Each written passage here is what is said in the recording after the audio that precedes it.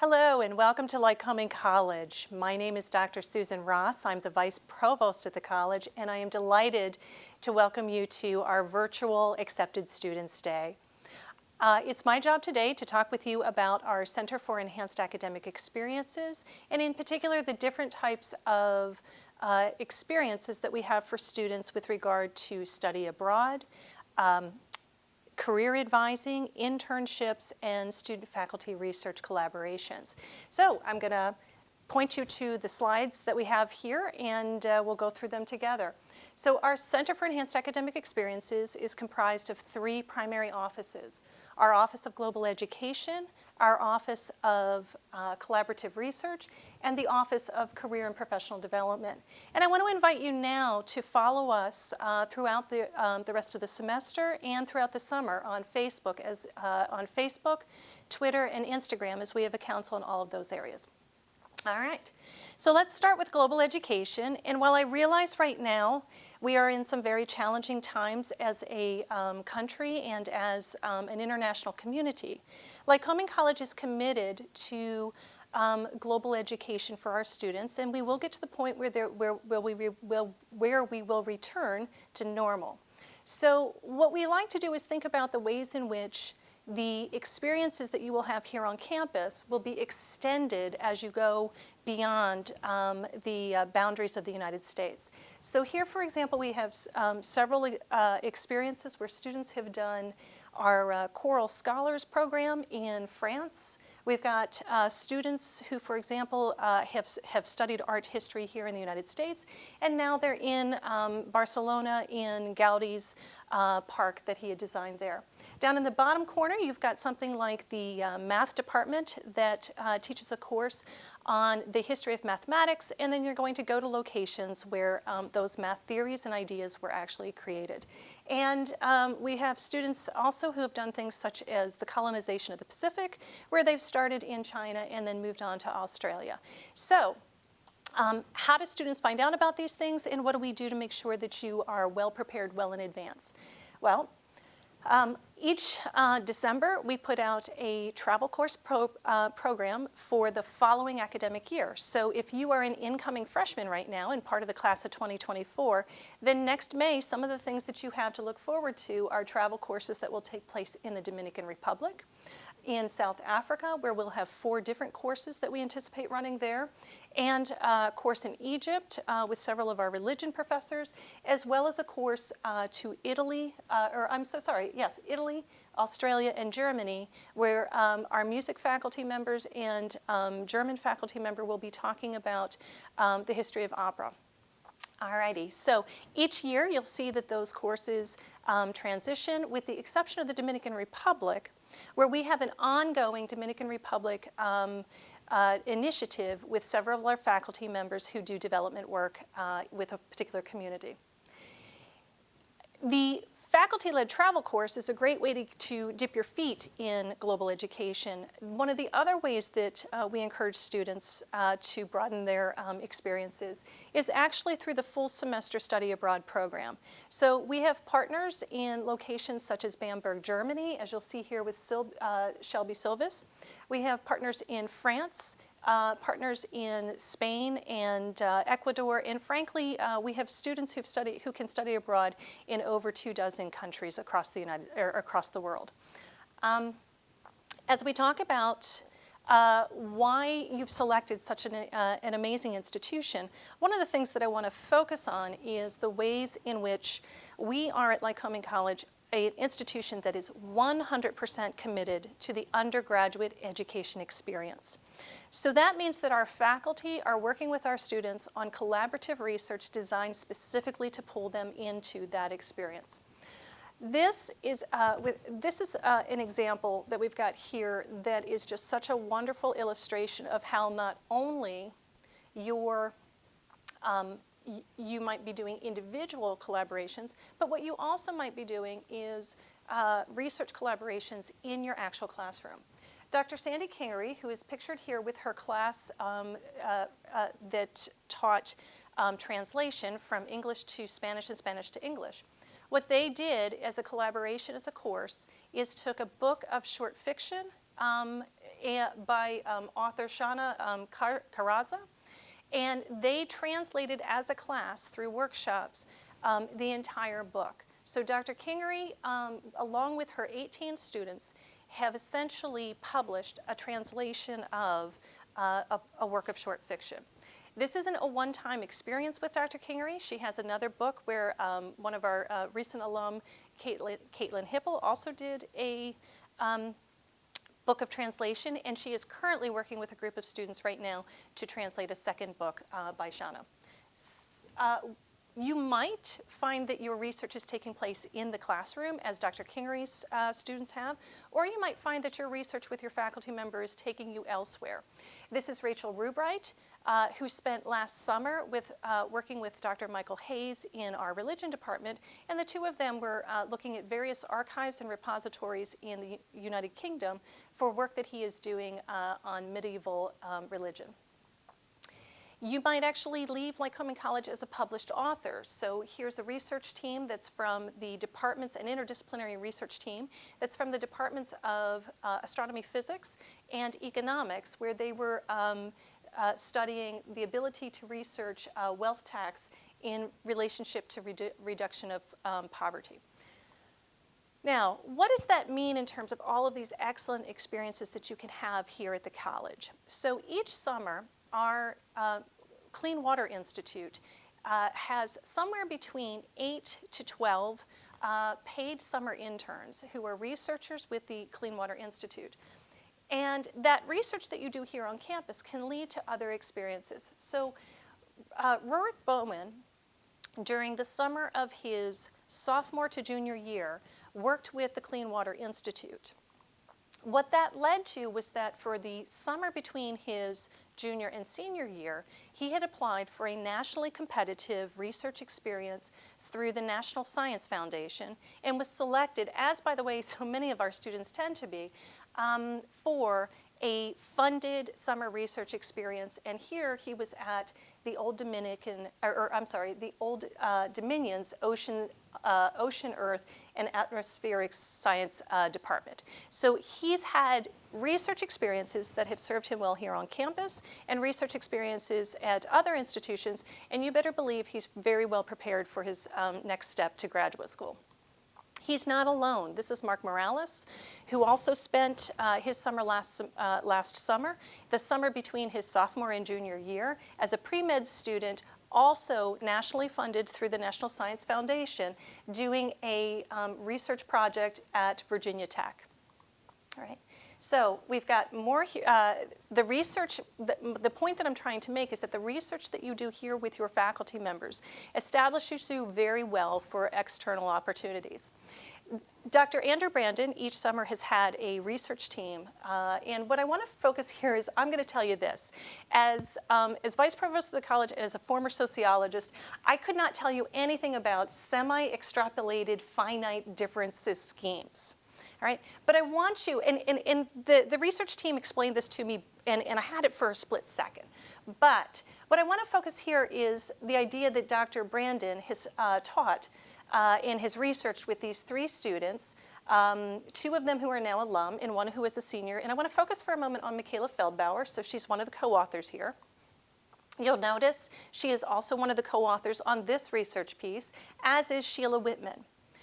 All right. Let's take a look at what that type of research that they've done leads to. So this past summer, Sheila Whitman also received a nationally competitive research experience where she was with the Brookhaven National Laboratory. And Michaela Feldbauer, she has now spent 2 of her summers in nationally competitive research experiences, one at Cornell University and the other one at the University of Washington. And all of this work together has led to her ability to have been an excellent applicant that the college supported for a nationally competitive Goldwater Scholar. So she is one of very few students across the United States in the natural sciences field who is being funded for her senior year in part through the Goldwater program. All right.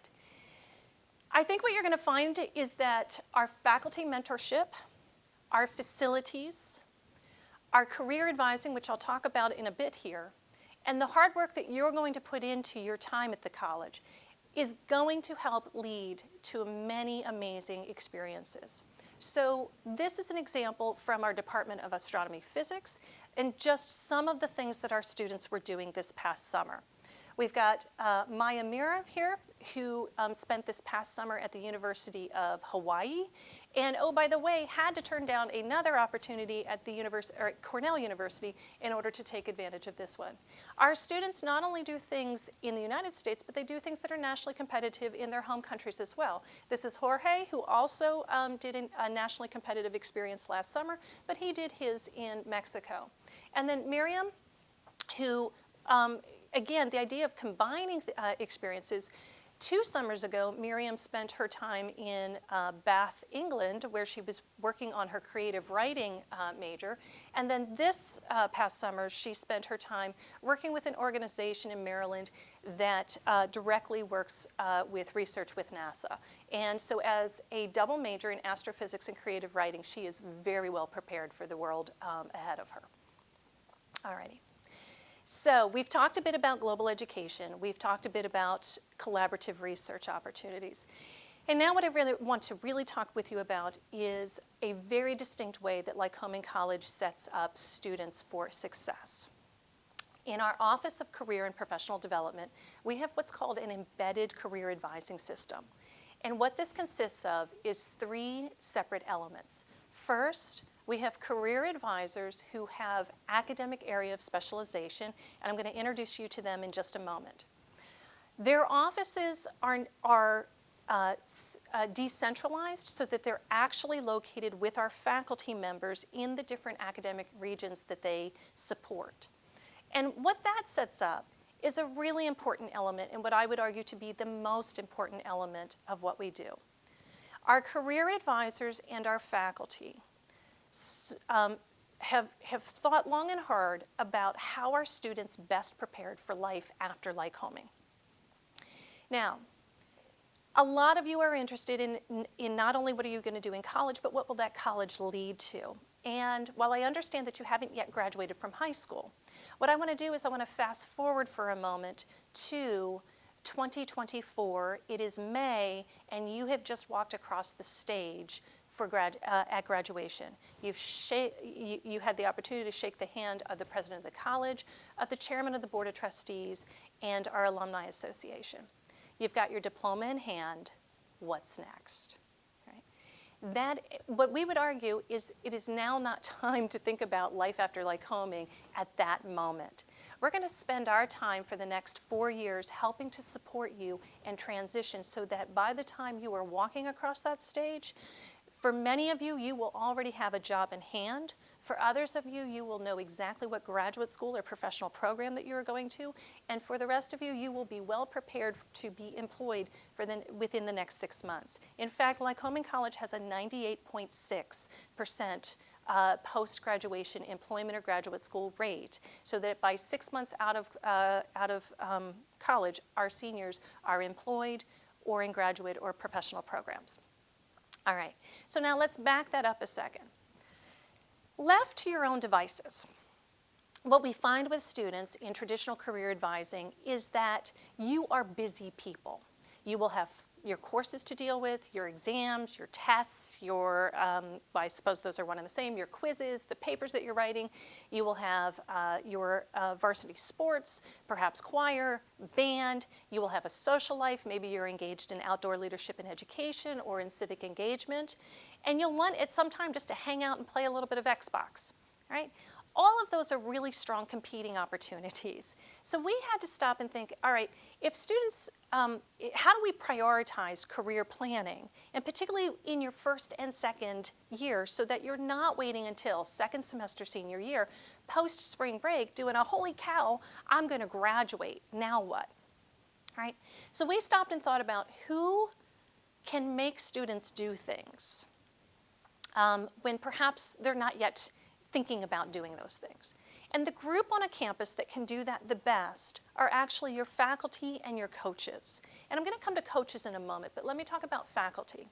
So what our career advisors and our faculty members do is that they collaborate typically at about the 200 level. We want to give you the first year of your time here to acclimate to college, start to build your resume, and feel comfortable about the transition to college. But by your first semester sophomore year in our academic areas, what we want you to start to think about and really begin to plan for is, what am I going to do about, sorry, we'll start that one more time. Where am I going, and how will my education help move me there? So, in many of our classes, our faculty members or many of our departments, what our faculty members have done is they've taken a particular course that is required by all of the students in that major. And they partner with a career advisor to say, let's develop an assignment that mandates, as part of this course, that students have to do career exploration or preparation. And it can look very simple. It can be something as simple as, write me a 2-page essay on what you want to be when you grow up. And then you're going to send that to me, the faculty member, and you're going to send it to the career advisor. From there, the career advisor is going to meet with you and talk with you about where you are. For some students, you're going to be on one level of a spectrum where you're going to say, I know exactly what I want to do, and I want to go to this particular graduate school, and I want to be this kind of a professional, and this is where I'm headed. And that's fabulous. Then the career advisor can start talking with you about all of the different ways in which you can programs to apply for, different supports, making sure that your resume and your experiences are going to match, and your personal statements are going to match the outcomes that you would like to have. On the other end of the spectrum, to be honest, for some students, this assignment leaves them rocking in fetal position. And as a sophomore myself, when I was a sophomore, it would have left me rocking in fetal position. I knew I liked sociology, but I had no idea as an undergraduate what I was going to do with that. You may be studying economics because you find economics interesting, or biology because it's interesting, but you don't know what you want to do. And so now the career advisor is going to start to meet you where you are on that conversation. And it can be as simple as, let's just start with some simple questions to screen some other things out, all right, narrow things down. 1, do you want to work indoors or outdoors? Do you want to work primarily with other people, or are you somebody who prefers and thrives in a more isolated experience? So, whatever it happens to be, where you are in that pathway, the career advisor is going to support you. Now, the following step is that you're going to then write a follow-up essay to your faculty member that says, I met with my career advisor, and here are the 3 next steps that I need to do in order to achieve the outcomes that I would like from college. So, you've done this as a first semester sophomore, you've really thought about it, you've started a relationship with your career advisor, if you haven't already done that as a freshman, and your faculty members in your department have a clear understanding of where you're headed as well. All right, so this experience works so well, I promised that I was also going to mention the coaches, that many of the coaches of our teams are now requiring that their teams meet with our career advising team as well.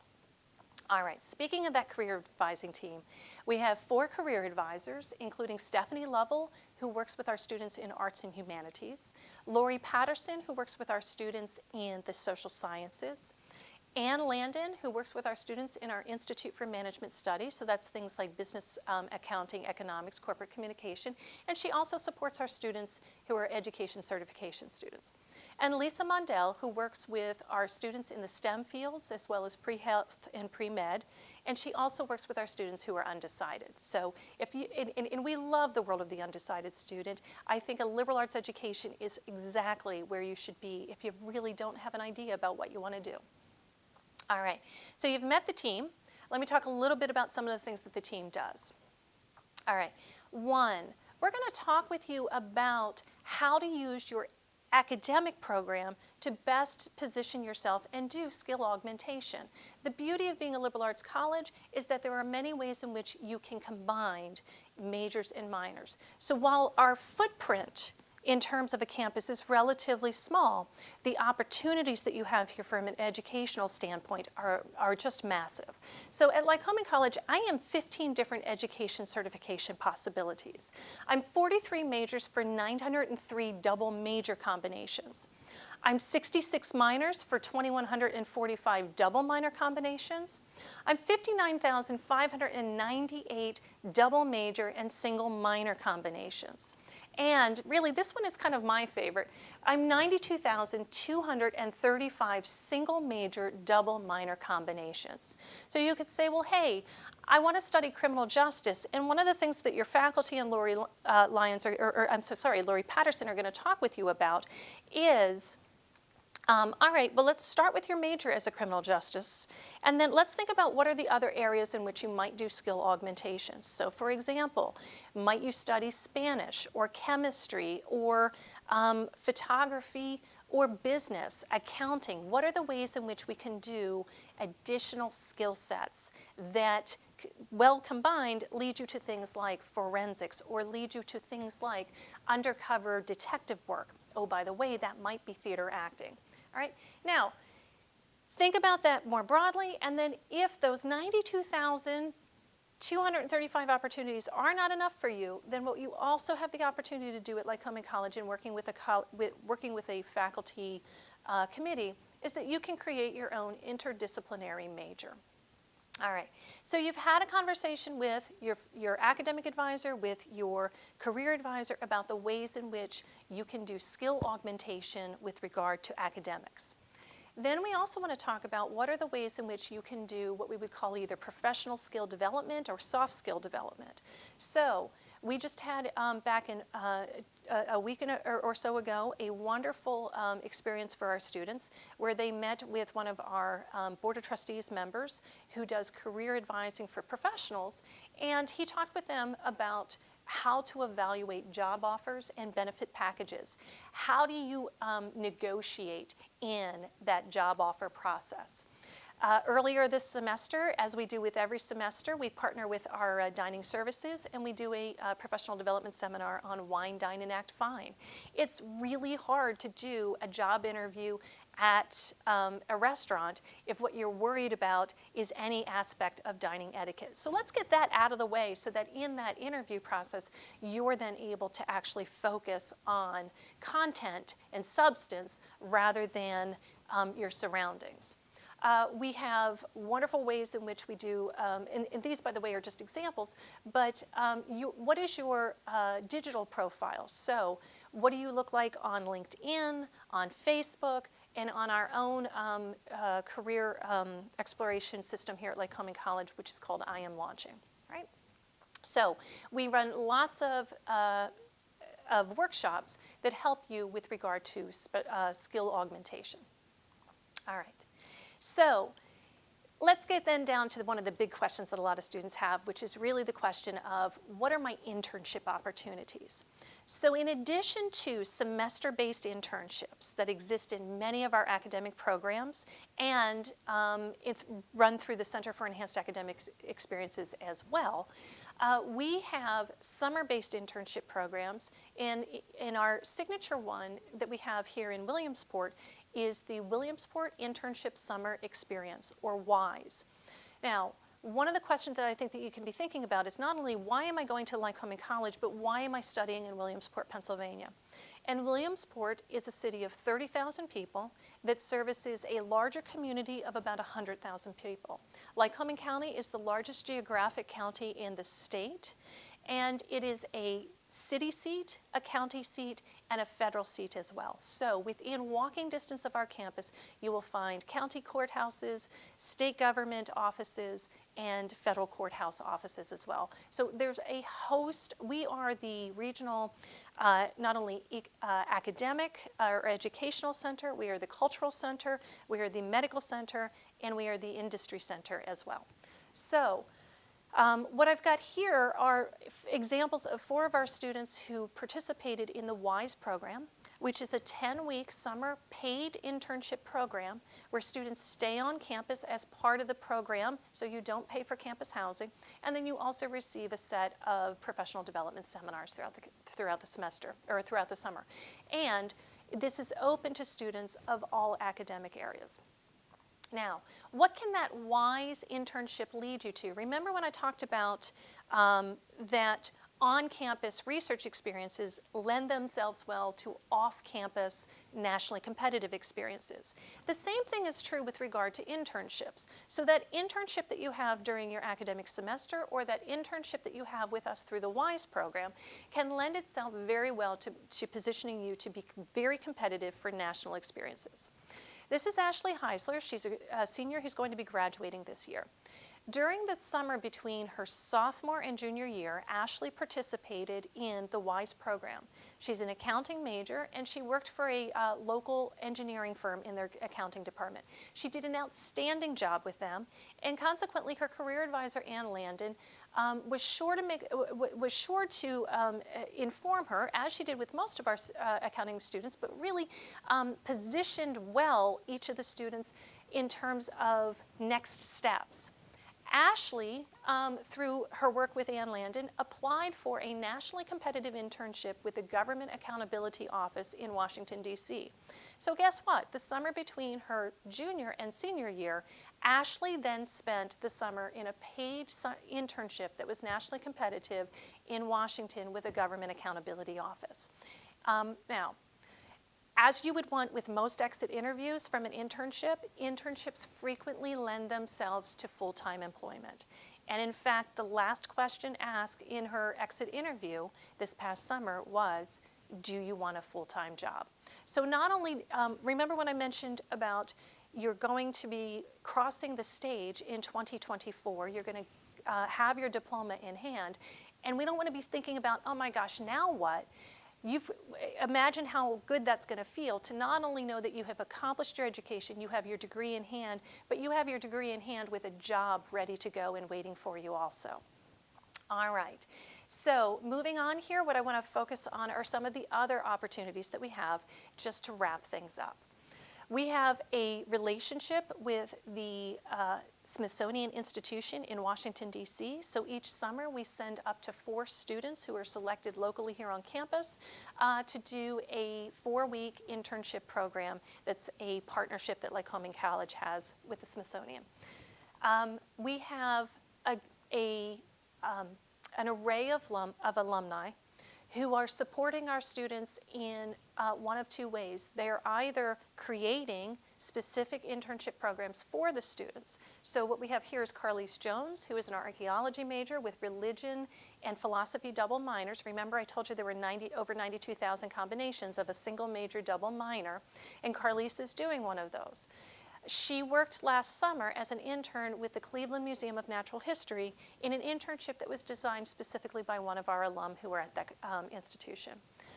Shiwa Yang, who is a commercial design and photography double major with web design as a minor, learned about an opportunity at Eventine Marketing, which is not an internship that was created by an alum. However, the alum notified us of internship opportunities at his company, and then she was selected from a nationally competitive applicant pool. So I want you to think about all the ways in which you're going to be well supported at the college and add to your experiences in the classroom by expanding the boundaries outside that classroom through study abroad and global education, through research opportunities, and through career advising and internship opportunities. All right? So what we do at Lycoming College and in our Center for Enhanced Academic Experience as a partnership with our faculty is that we prepare students for careers of success and lives of meaning. And again, I want to remind you that you can contact us throughout the next couple of weeks to months, and please follow us on Facebook, on Twitter, and on Instagram, and we'll look forward to hearing from you. In the meantime, I wish you all the best as you finalize and wrap up your senior years. I know that these are very challenging times, but know that what you have is a warm and supportive community waiting to welcome you as part of the class of 2024. Thank you.